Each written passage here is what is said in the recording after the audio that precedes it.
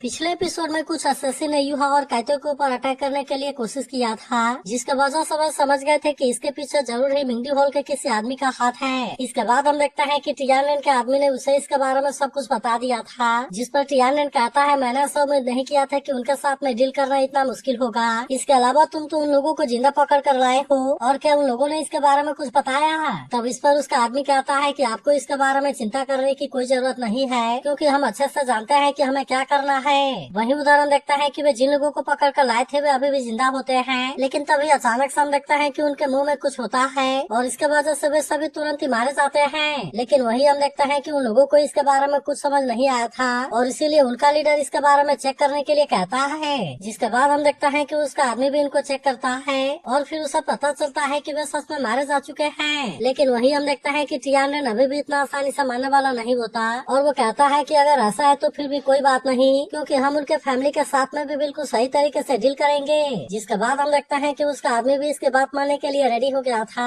और फिर वो यहाँ से चला जाता है। मगर वही हम देखते हैं कि जूजी भी इस बात से थोड़ी सी परेशान थी, इसीलिए वो टियानलेन से कहती है कि भले ये केवल एक टेस्ट था, लेकिन फिर भी इसने मेजर सेक्टर एकेडमी के ताकत को रिवील कर दिया है। इसीलिए मुझे लगता है कि अगर हमने वहाँ पर ओरेलाइट को भेजा तो फिर मुझे ऐसा लगता है कि यह बहुत बड़ा दिखावा होगा और फिर इसके वजह से आपके ग्रैंड प्लान के ऊपर भी असर आ सकता है। तब इसके बारे में सुनकर टियानलेन भी इसकी बात मानने के लिए रेडी हो गया था और फिर वो जूजी से कहता है कि हाँ तुमने सही कहा, क्योंकि अभी टैंक सेक्टर जैसा छोटा सेक्टर भी इतने सारे टैलेंट से भरा हुआ है और इसीलिए मुझे लगता है कि हमें और भी ज्यादा सावधान रहना चाहिए। लेकिन अब इसके बारे में सुनकर जूजी इस पर कुछ भी नहीं बोलती। वहीं दूसरी तरफ हम देखते हैं कि यूहा और उसकी टीम अभी भी असैसिन के बारे में डिस्कस कर रहे थे, जहाँ काइतो कहता है मुझे शक है कि वे सन मून एम्पायर से ही होंगे। तब इस पर वांग उससे कहती है कि फिर हमें इस मौके का फायदा लेना चाहिए और इस तरह से हमें सन मून एम्पायर के एक हैंडल को सीज कर लेना चाहिए। लेकिन हम देखता है कि काइतो इसके लिए रेडी नहीं होता और फिर वो कहता है कि टियानलेन जब कभी भी कुछ करता है वो किसी हैंडल को नहीं छोड़ता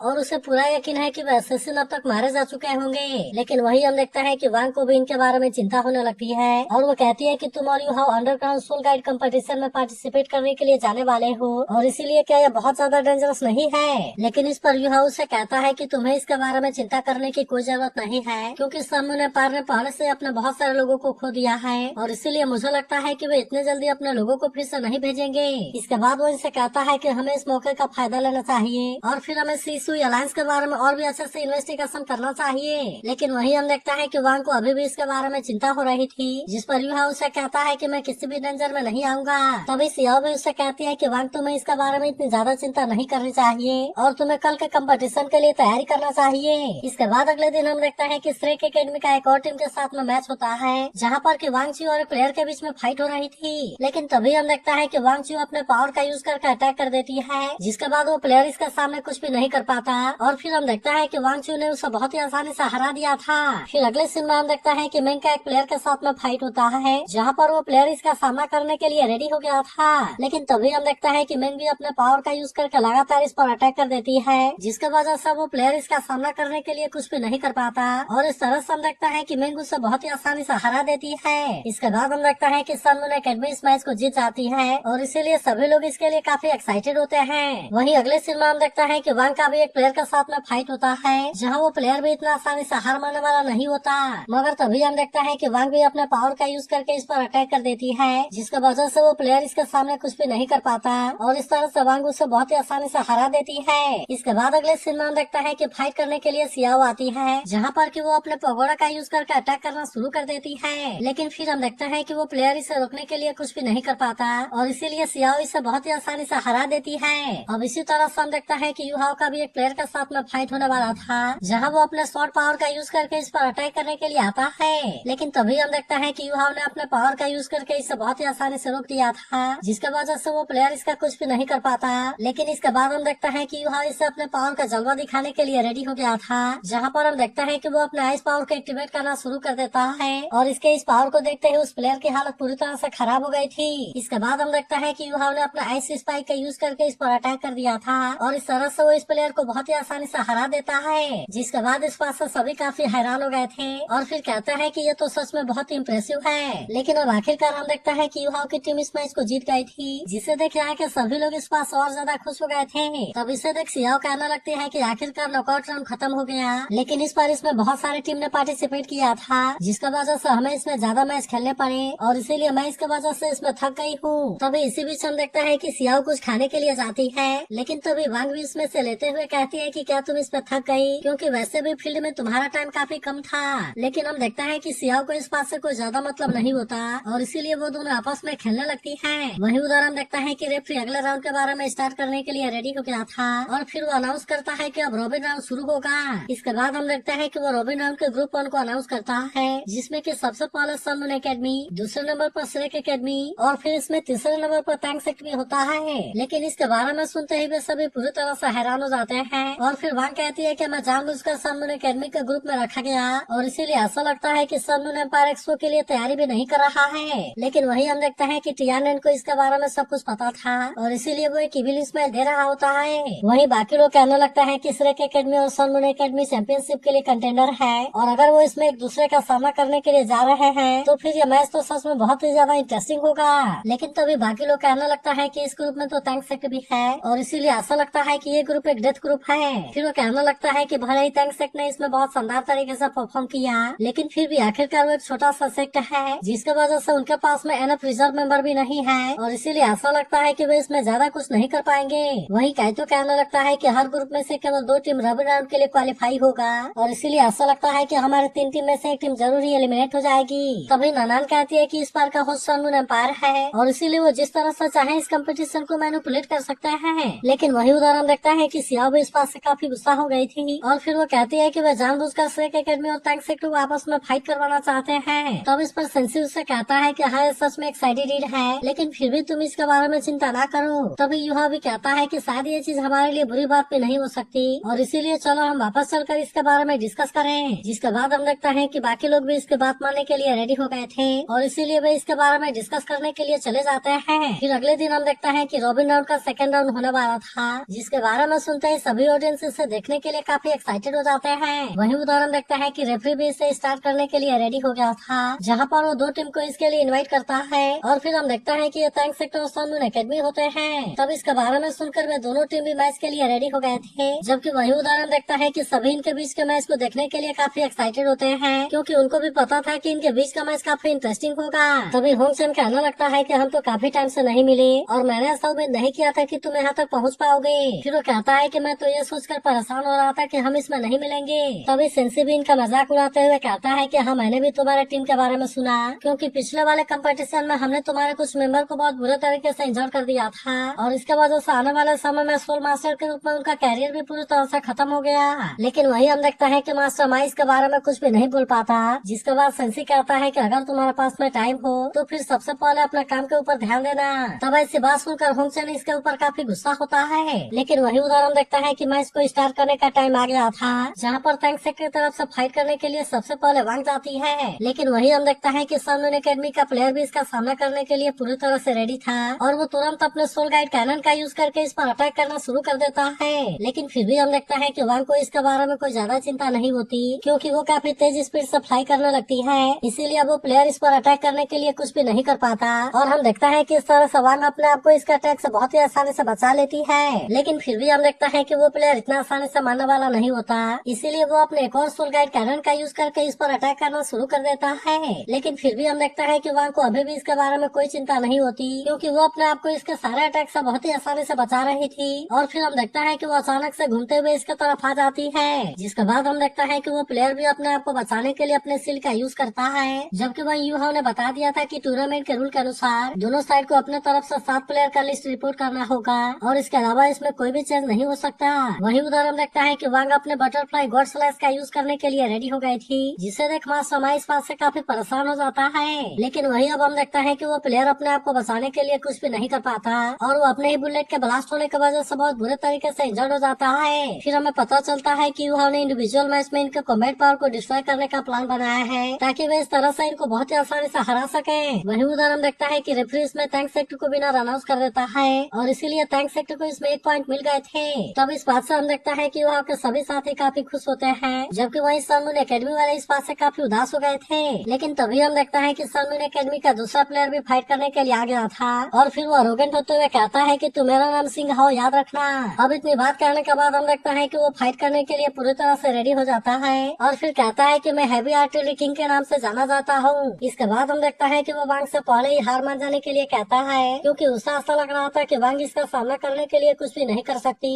लेकिन वही उधर हम देखता है कि वांग इसके बारे में कुछ भी नहीं बोलती और वो इसके साथ में फाइट करने के लिए पूरी तरह से रेडी होती है। जिसके बाद हम देखता है कि सिंह हाउ भी अपने पावर को एक्टिवेट करके इसके साथ में फाइट करने के लिए रेडी हो गया था और फिर वो लगातार वांग के ऊपर अटैक करना शुरू कर देता है। लेकिन वही उधर हम देखता है कि वांग को अभी भी इसके बारे में कोई चिंता नहीं होती, क्योंकि वो अपने आप को इसके सारे अटैक से बहुत ही आसानी से बचा रही थी। इसीलिए हम देखता है कि सिंह हाउ अपने अटैक से इसका कुछ भी नहीं कर पाता। लेकिन अभी भी हम देखता है कि वो इतना आसानी से मारने वाला नहीं होता और तभी वो तुरंत अपने 2 मिसाइल का यूज करके इस पर अटैक कर देता है। मगर तभी हम देखता है कि वांग ने भी अपने विंग ब्लेड का यूज करके इस पर अटैक कर दिया था, जिसके वजह से उसकी मिसाइल इसमें डिस्ट्रॉय हो गई थी। इसके अलावा हम देखता है कि इसका अटैक प्लेयर के ऊपर भी गया था, लेकिन वो अपने सील का यूज करके अपने आप को बचा लेता है। मगर वही हम देखता है कि वांग ने अभी भी इसके सारे अटैक से अपने आप को बचा लिया था, इसीलिए वो प्लेयर अभी तक भी इसका कुछ नहीं कर पाया होता। और तभी अचानक से हम देखता है कि वांग इसके ऊपर अटैक करने के लिए आ जाती है, लेकिन हम देखते हैं कि उस प्लेयर ने भी अपने आप को बहुत ही आसानी से बचा लिया था। इसीलिए वांग भी अपने पावर का यूज करती है और फिर हम देखते हैं कि वो भी इसके ऊपर अटैक करना शुरू कर देती है। तभी इसी बीच हम देखता है कि वो प्लेयर लेवल 6 वाले शॉकवेव बम का यूज करने के लिए रेडी हो जाता है, जिसे देख यूहाओ कहता है कि ऐसा करना तो काफी खतरनाक है और इसीलिए क्या उसे खुद के बारे में भी चिंता नहीं है। लेकिन फिर वो कहने लगता है कि प्रोटेक्टिव सील यहाँ पर लगी हुई है और इसीलिए शॉकवेव एक्सप्लोजन का जो असर होगा वो वांग के ऊपर आएगा। लेकिन वही उदाहरण देखता है कि वांग को अभी भी इसके बारे में कोई ज्यादा चिंता नहीं होती, क्योंकि वो घोंसली शैडो मिस्टीरियस ट्रिक का यूज करके इस पर अटैक कर देती है, जहाँ पर हम देखते हैं कि इसका सील भी कुछ नहीं कर पाता और इसके एक्सप्लोजन की वजह से वह खुद इसमें इंजर्ड हो जाता है। इसके बाद हम देखता है कि वांग इसके ऊपर अटैक करने के लिए आती है, लेकिन तभी रेफरी ने इसके सामने आकर इसे रोक दिया था। अब इस तरह से हम देखता है कि टैंक सेक्ट इसमें फिर से जीत गया था और अब इसीलिए इनके पास में 2 पॉइंट हो गए होते हैं। तभी हम देखता है कि सिंह हाउ गुस्से में वांग पर पीछे से अटैक करने के लिए रेडी हो जाता है, जिसके बाद रेफरी जानबूझकर उसके सामने से हट गया था। जिसके बाद यूहाओ भी तुरंत इस पर अटैक करके वांग को बचाने के लिए कोशिश करता है, लेकिन फिर भी हम देखता है कि वांग उसके अटैक के चपेट में आ गई थी और इसीलिए वो इसमें इंजर्ड हो जाती है। इसके बाद हम देखता है कि सभी तुरंत वांग की हेल्प करने के लिए वहाँ पर आ गए थे और वही काइतो गुस्सा होते हुए कहता है कि ये किस तरह का मैच है जिसमें कि किसी ने पीछे से अटैक कर दिया।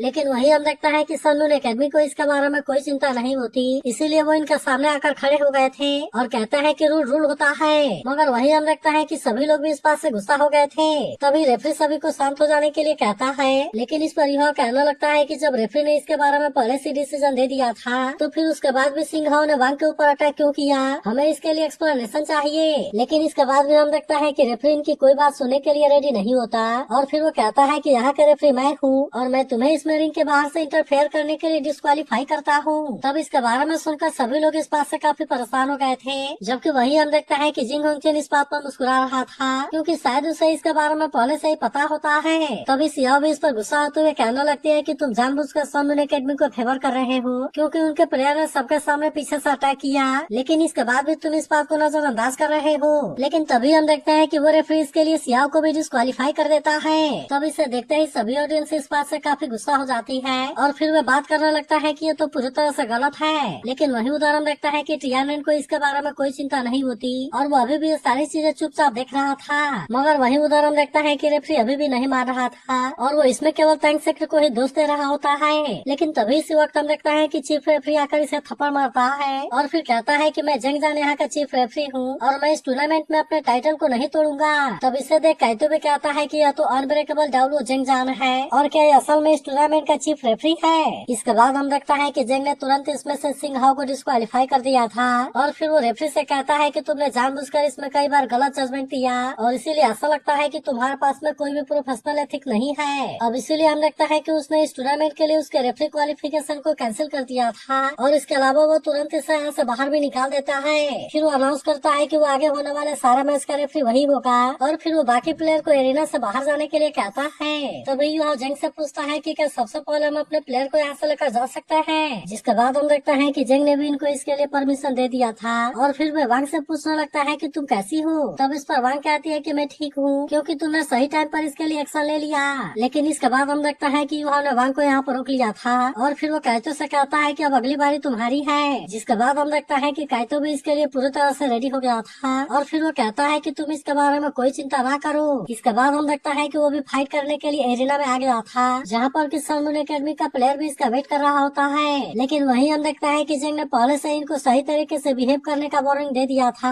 और अब इस तरह से वो इनके मैच को शुरू कर देता है। इसके बाद हम देखता है कि उन दोनों ने अपना अपना सोल गाइड को एक्टिवेट कर लिया था और अब इस तरह से वो एक दूसरे के ऊपर अटैक करना शुरू कर देते हैं। लेकिन वही हम देखता है कि वो लड़का काइतो से काफी हैरान हो गया था और कहता है कि तुम तो लेवल 7 वाले पियर्सिंग कैनन के साथ साथ लेवल 7 वाले सोल गाइड कैनन को भी यूज कर सकते हो। जिसके बाद हम देखता है कि काइतो भी उसे इसका मजा दिखाने के लिए रेडी हो गया था और फिर कहता है कि तुम इसे ट्राई करने के लिए रेडी हो जाओ। अब इतनी बात कहने के बाद काइतो अपने लेवल 7 वाले पियर्सिंग कैनन का यूज करके अटैक करने के लिए रेडी हो जाता है। लेकिन हम देखते हैं कि वो प्लेयर भी इतना आसानी से हार मानने वाला नहीं होता और वो भी अपने सिल का यूज करके इसके अटैक को रोकने के लिए रेडी हो गया था। लेकिन फिर भी हम देखता है कि उसकी पावर इसे रोकने के लिए कुछ भी नहीं कर पाती क्योंकि काइतो के अटैक ने एक एक करके इसके सारे सिल को तोड़ दिया था और अब इसीलिए हम देखता है कि वो लड़का इसमें बहुत बुरे तरीके से इंजर्ड हो जाता है। जिसके बाद हम देखता है कि होंगसेन भी इस बात से काफी हैरान हो गया था और उसे यकीन नहीं होता कि उसके प्लेयर इतना आसानी से हार गए। वहीं हम देखता है कि रेफरी जैंग ने टैंक सेट को इसे विनर अनाउंस कर दिया था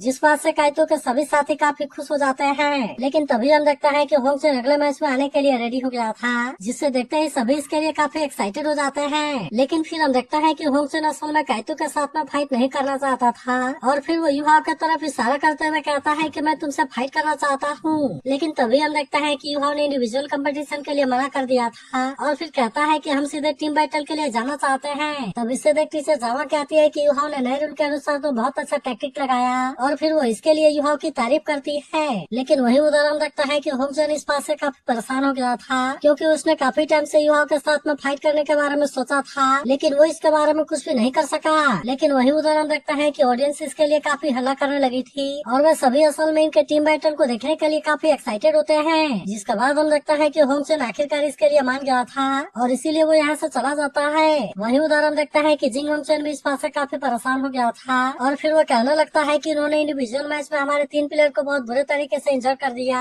और इसीलिए जब हमारे 4 प्लेयर उनके 7 प्लेयर के साथ में फाइट करेंगे तो फिर उसमें जीतने का हमारा कोई चांस नहीं होगा। तभी हम देखता है कि होंगसेन भी टीम बैटल के लिए मान गया था। जिसके बाद जंग अनाउंस करता है कि टैंक सेक्टर इसमें जीत गया और वही Sun Moon Academy team battle के लिए मान गई है। लेकिन वही उधर हम देखता है कि टियानन इस बात से बिल्कुल भी खुश नहीं होता और वो कहता है कि युहाओ तुम मेरे हाथों से नहीं बचोगे। इसके बाद अगले सीन में हम देखता है कि काइतो और युहाओ अंडरग्राउंड वाले मैच के लिए आ गए थे जहाँ काइतो से कहता है कि आज के डे मैच में तुम्हारे टेक्निक ने बहुत अच्छे तरीके से काम किया जिसके वजह से होंगसेन को सबके सामने टीम बैटल के लिए मानना पड़ा। तब इस पर युहाओ से कहता है कि होंगसेन का माइंडसेट पहले से काफी चेंज हो गया है और वैसे भी अभी हमें बहुत सारे टीम के साथ में कम्पीट करना है। लेकिन वही अब हम देखता है कि सोल गाइड कंपटीशन के सेकंड राउंड के विनर का भी अनाउंस हो गया था और फिर उसमें प्लेयर के नंबर अनाउंस होते हैं। वही हम देखता है कि यहाँ का मैनेजर युहाओ को कोई कार्ड देता है और फिर कहता है कि आपका जनरल रिवॉर्ड है। मगर तभी हम देखता है कि यहाँ से जाते हुए युहाओ को 2 प्लेयर नजर आते हैं और फिर वो काइतो से कहता है कि क्या तुमने प्लेयर नंबर 98 और 96 को नोटिस किया जो कि इनग्रेव नाइफ को पकड़े हुए हैं। तब इस पर काइतो कहता है कि हाँ वे दोनों इनग्रेव नाइफ बिल्कुल भी सिंपल नहीं है